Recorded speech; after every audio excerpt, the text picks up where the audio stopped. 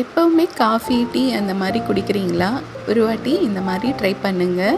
ஹெல்தியான ragi malt recipe.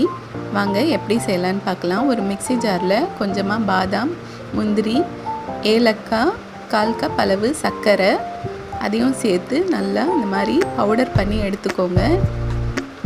ஒரு பவுலில் 2 டேபிள் ஸ்பூன் ராகி மாவு சேர்த்துக்கோங்க. 1/2 கப் அளவு தண்ணி சேர்த்து கட்டிகள் எதுவும் இல்லாமல் இந்த மாதிரி மிக்ஸ் பண்ணிக்கோங்க.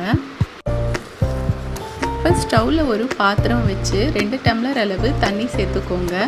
தண்ணி இந்த அளவுக்கு கொதித்து வந்ததும் நம்ம கரைச்சி வச்ச ராகி மாவு சேர்த்து ஒரு 5 நிமிஷம் இந்த மாதிரி மிக்ஸ் பண்ணிக்கிட்டே இருங்க.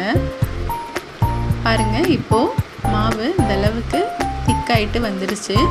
இப்போது காய்ச்சி ஆற வச்ச பால் 1 டம்ளர் அளவு அதையும் சேர்த்துக்கோங்க. பால் சேர்த்து ஒரு 2-3 நிமிஷம் இந்த மாதிரி மிக்ஸ் பண்ணிக்கிட்டே இருங்க. நீங்கள் இந்த மாதிரி ஒரு விஸ்கு வச்சு மிக்ஸ் பண்ணும்போது உங்களுக்கு ஈஸியாக இருக்கும் மிக்ஸ் பண்ணுறதுக்கு. இப்போது அரைச்சி வச்ச நட்ஸ் பவுடர்லேருந்து ஒரு 2 டேபிள் ஸ்பூன் சேர்த்துக்கலாம்.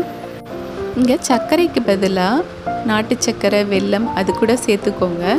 நட்ஸ் பவுடர் சேர்த்து ஒரு 2 நிமிஷம் இந்த மாதிரி கலந்து விட்டு ஸ்டவ் ஆஃப் பண்ணிவிடுங்க. அவ்வளோதாங்க, நம்ம ஹெல்தியான அயன், கால்சியம் சத்து நிறைந்த ராகி மால்ட் ரெடி ஆகிடுச்சு. இது குழந்தைங்க கூட விரும்பி குடிப்பாங்க. ரொம்பவே டேஸ்ட்டாக இருக்கும். கண்டிப்பாக நீங்களும் ட்ரை பண்ணி பாருங்கள்.